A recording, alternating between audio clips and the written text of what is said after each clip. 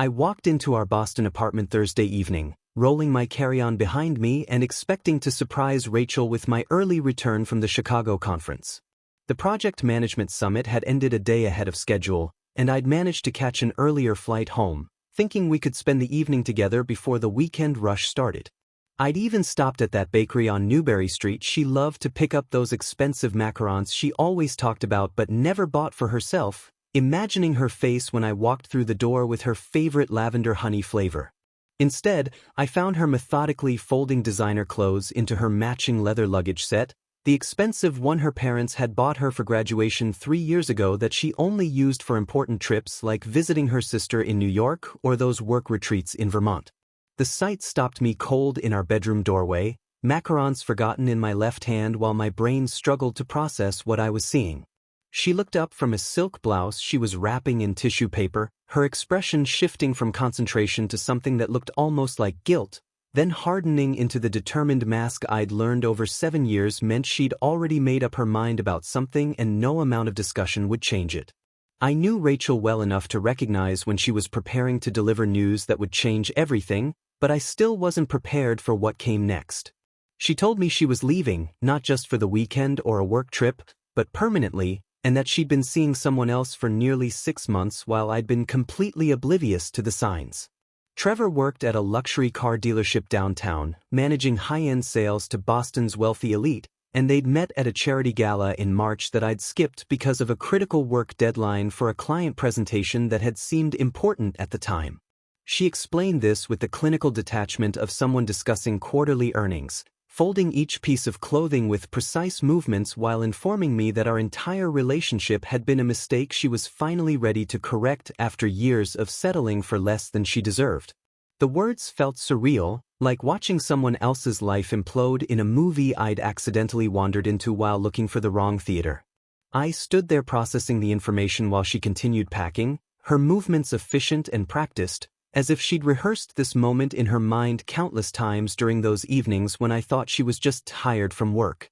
When I finally found my voice to ask why, she paused in her packing and looked at me with something that might have been pity mixed with the frustration of having to explain something she considered obvious. She told me she felt trapped in our predictable routine, that every Friday night spent playing board games or watching movies at home felt like she was throwing away the prime years of her life on someone who was going nowhere while her friends were living actual lives. The criticism came in carefully measured doses, each observation designed to cut deep while maintaining her composure and superiority. She mentioned how embarrassing it was when her friends talked about spontaneous weekend trips to Martha's Vineyard or impromptu dinners at exclusive restaurants while she had to explain that we preferred to save money for more practical things like our emergency fund or retirement contributions. Trevor, apparently, understood the importance of living in the moment and treating weekends like opportunities for adventure rather than obligations to be managed responsibly by someone who lacked vision and spontaneity.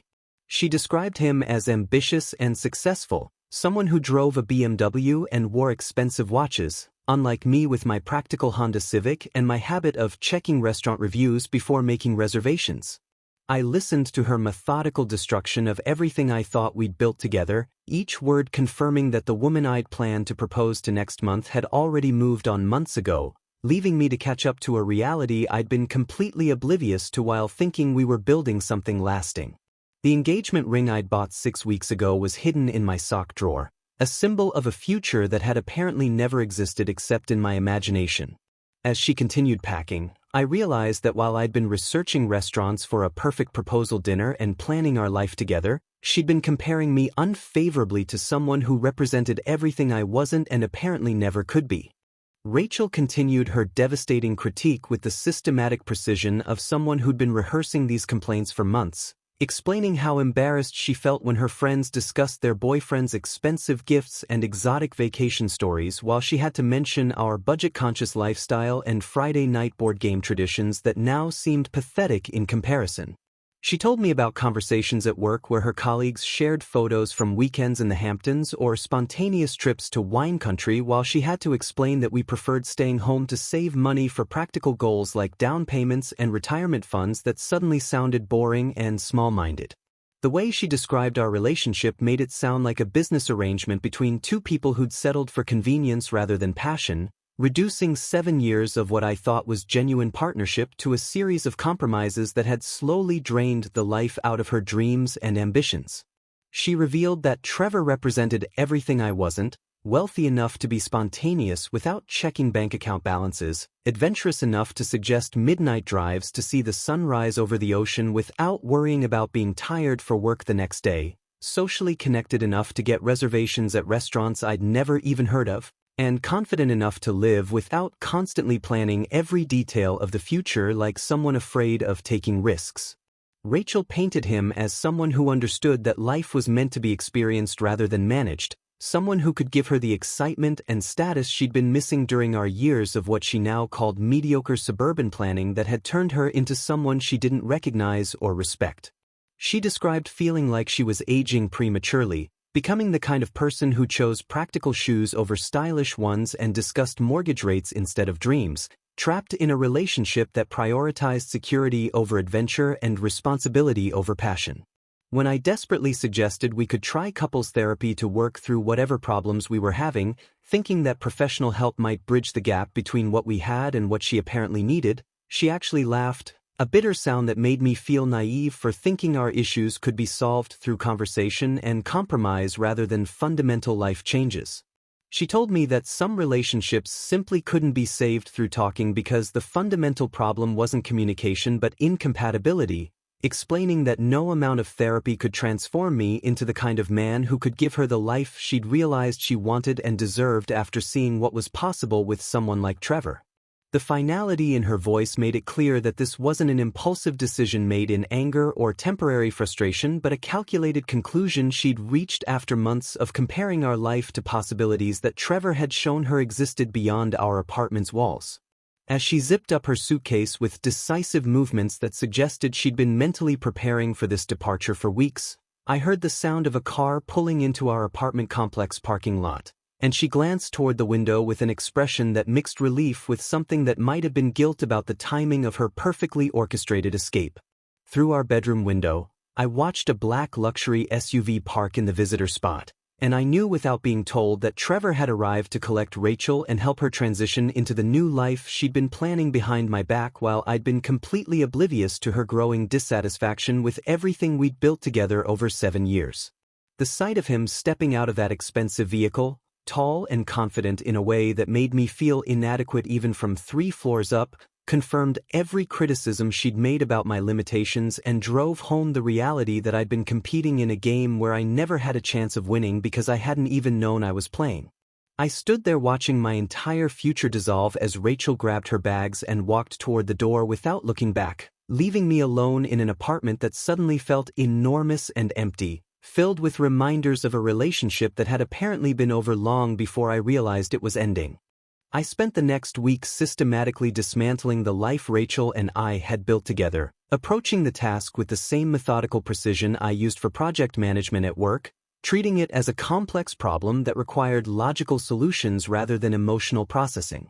I contacted our landlord to discuss breaking our lease early, explaining the situation in professional terms that avoided the messy details of betrayal and abandonment, and was relieved when he agreed to let me out of the contract with only a 1-month penalty fee that seemed like a small price to pay for a clean escape from memories embedded in every corner of our shared space. I packed my belongings with military efficiency, separating my possessions from the furniture we'd bought together and the decorative items that had somehow become symbols of a future that no longer existed, donating most of the shared items to charity rather than fighting over who deserved what from our dissolved partnership. My college roommate Mitchell offered me his guest room in Cambridge while I figured out my next steps, and staying with him felt like traveling back in time to a simpler period when my biggest concern was finding a decent job rather than rebuilding my entire conception of love and trust. I blocked Rachel across all social media platforms and changed my phone number, refusing to engage with her attempts to contact me through mutual friends who seemed to think I should be interested in hearing her explanations or justifications for the way she'd handled our breakup.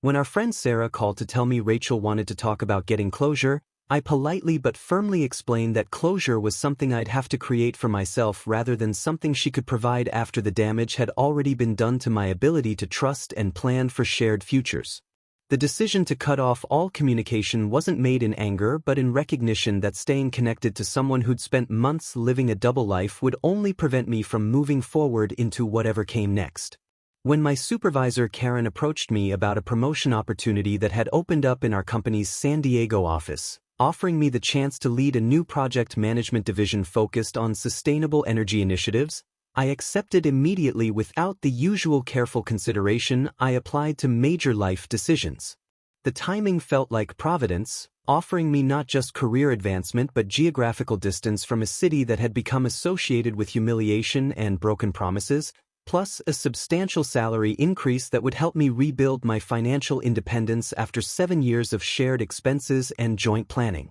The relocation package included moving costs, temporary housing assistance, and the opportunity to build something entirely new in a location where I had no history or expectations to live up to, representing exactly the kind of fresh start I needed to rediscover who I was outside the context of a relationship that had apparently been holding me back. I gave my Boston landlord notice, arranged for professional movers to handle my belongings, and bought a one-way ticket to California with the same efficiency I'd applied to project deadlines, treating my geographical escape as just another logistical challenge to be solved through proper planning and execution. Mitchell threw me a going-away party that felt more like a celebration of liberation than a farewell, surrounded by friends who'd apparently been waiting years for me to realize that Rachel had been gradually isolating me from social activities and personal interests that didn't align with her vision of our coupled future. As I boarded the plane to San Diego with everything I owned reduced to 3 suitcases and a laptop bag, I felt something I hadn't experienced in years: the excitement of unknown possibilities and the freedom to make decisions based entirely on my own preferences and ambitions rather than compromising with someone who'd been mentally checked out of our relationship for months. Looking out the airplane window as Boston disappeared below the clouds, I realized that Rachel had actually done me a favor by forcing me to confront the reality that I'd been settling for someone who saw me as a placeholder rather than a destination, and that her betrayal had freed me to discover what I could accomplish when I stopped trying to build a future with someone who didn't want to be there. In San Diego, I threw myself into my new role with an intensity that surprised even me, leading a team of 15 engineers and analysts in developing project management systems for renewable energy installations across California, work that felt meaningful in ways my Boston position never had despite the longer hours and greater responsibility. The demanding schedule became a blessing rather than a burden, keeping my mind occupied with technical challenges and strategic planning while my personal life slowly rebuilt itself around activities I'd never had time to explore during 7 years of relationship obligations and compromise. I started taking surfing lessons on Saturday mornings at La Jolla Cove, something I'd always been curious about but had never pursued because Rachel considered beach activities boring and impractical, and discovered I had a natural aptitude for reading waves and balancing that gave me confidence I'd forgotten I possessed. Weekend photography workshops in the desert landscapes around San Diego became another outlet, teaching me to see beauty in solitude and vast empty spaces that felt like perfect metaphors for the freedom I'd gained through losing what I'd thought was everything important. My phone started buzzing with messages from unknown numbers in early October, and I realized Rachel had been trying to reach me through various communication methods after discovering I'd blocked her primary channels, her persistence suggesting that whatever she'd found with Trevor hadn't delivered the satisfaction she'd expected when she made her calculated departure. The first message came through LinkedIn, disguised as a professional networking attempt but clearly personal when she mentioned hoping I was settling into my new position well and asked if I might be interested in catching up over coffee the next time I was visiting Boston. I deleted it without responding, recognizing the tone of someone testing the waters to see if I'd maintain my boundaries or if enough time had passed to make me receptive to renewed contact and explanation. When Mitchell called to tell me Rachel had been asking mutual friends for my new contact information,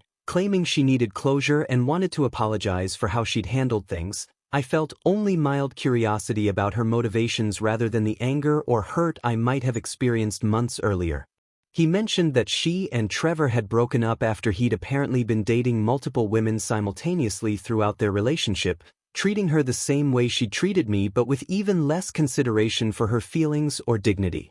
According to Mitchell, Rachel had quit her marketing job to spend more time with Trevor, expecting their relationship to progress quickly toward marriage and financial security, only to discover that he'd never considered her anything more than temporary entertainment while he explored other options. The irony wasn't lost on me that she'd left someone who'd been committed to building a future together for someone who'd never intended to build anything lasting with her, but I found myself surprisingly indifferent to her misfortune rather than vindicated or satisfied. Mitchell seemed disappointed by my lack of emotional reaction, having apparently expected me to either gloat over her karma or express sympathy for her situation, but I explained that my emotional investment in Rachel's life had completely evaporated along with my trust in her judgment and character. I'd started dating Amanda, a marine biologist I'd met through a weekend volunteer beach cleanup program in Torrey Pines, and our relationship was developing with the natural ease of two people who genuinely enjoyed each other's company rather than the careful negotiation and compromise that had characterized my years with Rachel.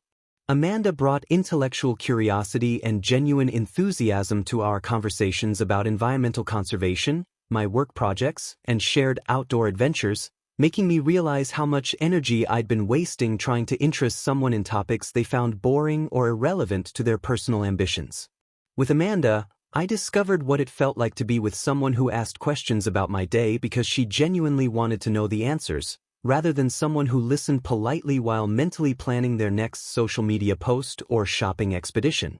Rachel's attempts to reconnect became increasingly desperate as fall turned to winter, escalating from professional networking messages to having her mother Patricia call me directly with elaborate stories about Rachel's emotional breakdown and deep regret over the way she'd ended our relationship. Patricia's phone call came on a Tuesday evening while I was cooking dinner with Amanda, and I listened politely as she explained that Rachel had been crying daily, wasn't eating properly, and kept talking about how she'd made the biggest mistake of her life by choosing excitement over genuine love and partnership.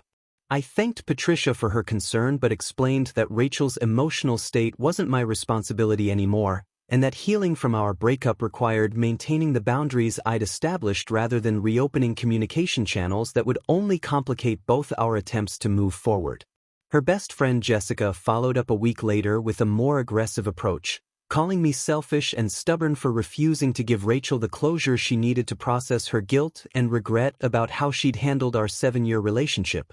Jessica insisted that the mature response would be to meet Rachel for coffee and listen to her apology, but I explained that maturity sometimes meant accepting that some conversations wouldn't change anything and would only provide false hope for reconciliation that wasn't going to happen. My relationship with Amanda had developed naturally around shared interests in environmental conservation and outdoor adventures, spending weekends hiking in Torrey Pines or volunteering for beach restoration projects that gave us meaningful work to do together rather than just entertainment to consume. She brought genuine intellectual curiosity to our discussions about renewable energy policy and marine ecosystem preservation, making me realize how much I'd missed having a partner who was interested in ideas and causes beyond personal advancement and social status. When Rachel apparently hired a private investigator or used social media detective work to discover my relationship with Amanda, she sent a series of lengthy emails that alternated between self-deprecating apologies and angry accusations that I'd never truly fought for our relationship or given her adequate time to work through her confusion about what she wanted from life. The emails revealed a level of desperation and entitlement that made me grateful for the distance I'd created, particularly when she suggested that my quick transition to a new relationship proved I'd never really loved her the way she'd convinced herself I had during the years we were together. I changed my phone number and email address again, this time using a service that would forward only messages from pre-approved contacts, effectively creating a digital barrier that would prevent any further communication attempts while allowing my professional and personal relationships to continue uninterrupted. Amanda never asked me to cut off contact with Rachel because she trusted me to handle the situation appropriately, demonstrating the kind of secure confidence that I realized had been missing from my relationship with someone who'd constantly needed reassurance about my commitment while simultaneously planning her exit strategy. Our relationship deepened through shared experiences rather than dramatic declarations, building trust through consistent actions and compatible values rather than the emotional intensity and constant negotiation that had characterized my years with Rachel. When Amanda suggested we take a weekend trip to Joshua Tree National Park for her birthday, I found myself excited about the planning process rather than anxious about whether my efforts would be appreciated or criticized for being too predictable or insufficiently spontaneous. The contrast between planning adventures with someone who valued thoughtfulness versus someone who interpreted planning as evidence of boring predictability made me understand how much emotional energy I'd been wasting trying to satisfy someone who viewed my strengths as limitations. By December, I realized I'd stopped thinking about Rachel entirely except when her communication attempts forced her back into my consciousness, and even then my primary emotion was annoyance at the interruption rather than any residual attachment or concern for her well-being. 3 years after the breakup, I returned to Boston for my college friend David's wedding celebration at the Harbor Hotel, bringing Amanda as my date and proudly announcing our recent engagement to the circle of friends who'd witnessed my relationship with Rachel fall apart and supported me through the difficult transition to single life. The wedding was everything David and his fiancée Sarah had dreamed of, intimate and elegant with stunning views of Boston Harbor, and I felt genuinely happy to be celebrating their commitment while wearing the engagement ring Amanda had chosen after I proposed during a sunrise hike in the Santa Monica Mountains 6 months earlier. Our engagement had been everything my planned proposal to Rachel never became, organic and mutual rather than a calculated surprise designed to secure someone's commitment, and Amanda's enthusiastic yes had confirmed what we both already knew about wanting to build a life together based on shared values and genuine compatibility.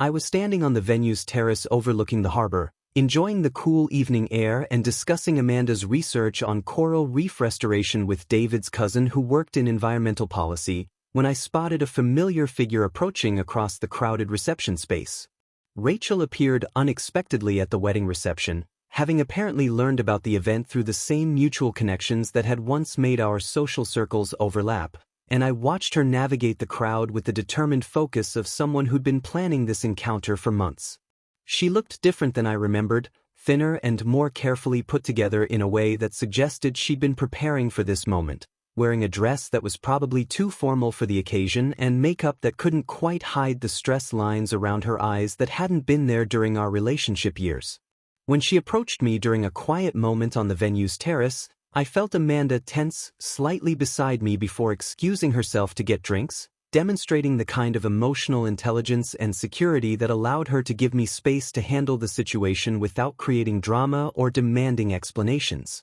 Rachel's opening words were carefully rehearsed, complimenting how good I looked and mentioning how proud she was of my career success based on what she'd heard through mutual friends, building up to what was clearly going to be a more serious conversation about our past relationship and her current regrets. She made an emotional plea for reconciliation that revealed months of preparation and rehearsal, claiming that losing me had taught her the value of genuine partnership over superficial excitement, and begging me to consider that our 7-year history together deserved another chance rather than being permanently dismissed because of one mistake she'd made during a period of confusion. Her voice carried the desperation of someone who'd spent 3 years discovering that excitement wasn't sustainable and that financial security without emotional connection left her feeling empty and unsatisfied with the choices she'd made in pursuit of a lifestyle that proved less fulfilling than the stability she'd abandoned. She insisted that Trevor had been a temporary lapse in judgment brought on by fear of settling down too young, and that watching me build a successful new life had made her realize that I represented everything she actually wanted from a partner rather than everything she'd convinced herself was holding her back from achieving her potential. The conversation felt surreal, like being asked to audition for a role I'd already played and found unsatisfying, particularly when she mentioned specific details about my promotion and relationship with Amanda that suggested she'd been monitoring my life through social media and mutual acquaintances for the entire 3 years we'd been apart. I listened to her complete her prepared speech before calmly explaining that forgiveness didn't equal reconciliation, and that Amanda represented the kind of partnership built on mutual respect and shared values rather than convenience and familiarity that had characterized much of our 7-year relationship even before Trevor entered the picture. When I mentioned that Amanda and I were engaged, Rachel's composure finally cracked, and I watched her face process the reality that I'd moved completely beyond our relationship rather than remaining available as a backup option she could return to when her other choices proved unsatisfactory. Through the floor-to-ceiling windows of the terrace, she could see Amanda laughing with David's family, clearly comfortable and integrated into my current life in ways that demonstrated this wasn't a rebound relationship but a genuine partnership that had replaced what Rachel and I had built together. I reflected on how true closure came not through any dramatic confrontation with Rachel, but through the gradual process of building a life that aligned with my actual values and aspirations rather than compromising those principles to accommodate someone else's expectations and constantly shifting definitions of what constituted an acceptable relationship. The conversation on the terrace had confirmed what I'd suspected for months, that Rachel's desperate attempts to reconnect weren't motivated by genuine love or regret but by the recognition that she'd traded substance for superficial excitement and was now dealing with the long-term consequences of prioritizing status and adventure over compatibility and shared commitment to building something lasting together. Her current desperation stemmed from realizing that Trevor had represented everything she thought she wanted but nothing she actually needed, leaving her emotionally and financially destabilized while I'd moved forward into a relationship that provided both excitement and security through genuine partnership rather than performance and negotiation. I recognized that Rachel's claim about wasted years revealed her fundamental misunderstanding of relationships as transactions rather than partnerships, viewing our 7 years together as an investment that should have guaranteed specific returns rather than a shared experience that had value regardless of its eventual outcome. The fact that she'd spent 3 years monitoring my progress through social media and mutual friends suggested she'd never actually moved on from our relationship but had been waiting for me to fail or for her other options to prove unsatisfactory before attempting to reclaim what she'd voluntarily abandoned. When I rejoined Amanda inside the reception venue, she immediately asked if I was okay and whether I needed to talk about the conversation, demonstrating the kind of secure support that made difficult situations feel manageable rather than overwhelming or threatening to our relationship stability. I explained what had happened without minimizing Rachel's desperation or dramatizing my own emotional response, and Amanda listened with the kind of empathetic understanding that allowed her to support me without making the situation about her own insecurity or need for reassurance about my commitment to our future together. The story concluded with Amanda and me planning our California wedding for the following spring, surrounded by friends who celebrated our authentic connection rather than questioning whether we were settling for convenience or making compromises that would eventually lead to dissatisfaction and betrayal. We'd chosen a venue in La Jolla overlooking the ocean where we'd first met during that beach cleanup volunteer project, symbolizing how our relationship had grown from shared values and activities rather than physical attraction or social pressure to couple up for practical reasons. My final insight centered on the distinction between people who leave because they want something genuinely different versus those who leave because they want to feel different about themselves, and how my happiness now came from choosing someone who appreciated the person I actually was rather than someone who saw me as a project to be improved or a stepping stone to something better. I understood that Rachel had served as an important lesson about recognizing when someone views you as a placeholder rather than a destination, and that her return had actually been a gift that confirmed I'd made the right choices in prioritizing authentic partnership over familiar comfort. The wedding planning process with Amanda felt joyful rather than stressful because we were both committed to creating an event that reflected our values and included the people who'd supported our relationship, rather than performing happiness for social media or trying to prove something to people who doubted our compatibility from the beginning. Looking back, I could see that Rachel's betrayal had been the catalyst I'd needed to discover what I actually wanted from life and relationships, forcing me to develop the confidence to pursue authentic connection rather than settling for someone who'd made it clear through words and actions that I wasn't enough to satisfy their ambitions or dreams.